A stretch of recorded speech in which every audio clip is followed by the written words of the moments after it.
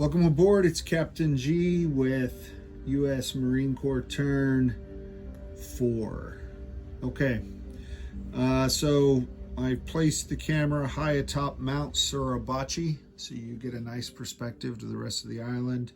And the camera and one artillery unit remained in Suribachi because it is a victory location, and I have to maintain at least one ground unit in all 8 of the victory points for a Marine Corps win to secure the island.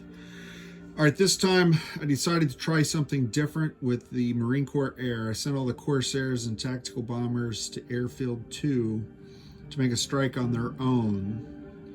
What I thought it would be doing is I'd hit it a few times, eat away at the defenses before the ground units got there, rather than support the ground attacks, because I felt comfortable.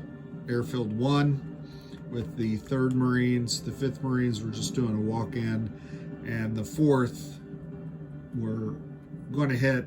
The Japanese defenders are going to take some casualties, but I wanted to try this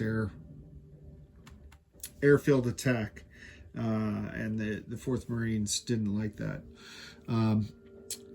Several of the planes got shot down right away with this heavy AA. The heavy AA fires at every aircraft at 2 or less, the regular AA at 1 or less. So I was fortunate. I think we only got 2 or 3 hits, all fighters. But then the tacticals and the remaining fighters only got 1 infantry hit. And then all the defenders, I rolled for all the defenders as if it was regular combat, and they wiped out the rest of the Marine Corps Air, and I got no more hits. So that was it. It was a little more than a little disappointing. I'll try it again, though, because I have an infinite number of aircraft. Here in the quarry, I was able to reinforce the survivors, the artillery getting their first strikes. The Japanese artillery, for the first time, missed. Normally they hit 3 out of 3, 2 out of 2, etc., and it was frustrating. They finally missed, which I thought was good news, and then the Marines only got like 2 hits. It was disappointing. And then the defending mechs got a 100% hit rate. So it was costly.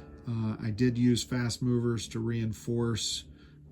So I do have a strong force here, only 1 infantry, so they're going to be hitting steel if the Japanese counterattack, but there's not much left for the Japanese over here. I've been focused on the Marines and their predicament and their strength to take the island more so than the Japanese, but I am noticing the Japanese are getting thinner and thinner, so I don't know if they're going to counterattack or if they're going to follow General Kobayashi's orders and defend in place and force the Marines to come to them. So we'll see. So in the center, took out the airfield. The artillery here did get 3 for 3. It was frustrating and costly. And then the Marines only got a couple hits. And then the surviving 1 artillery got a hit again, etc. So it's been like that for the Marines the entire invasion.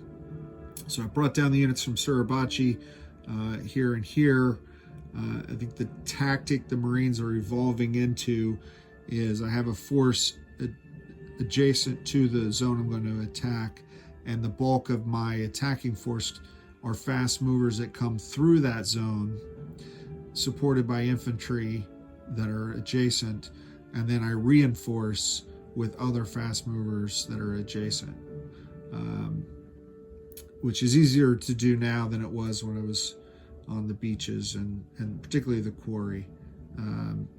This probably should have gone after this. I should have taken Hill 250, then the quarry, because then I'd have 2 zones adjacent to it to make it easier to take.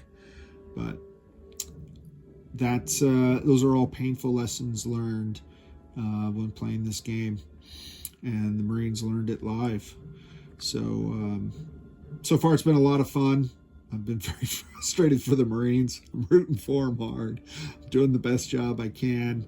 No Van de Grift for sure.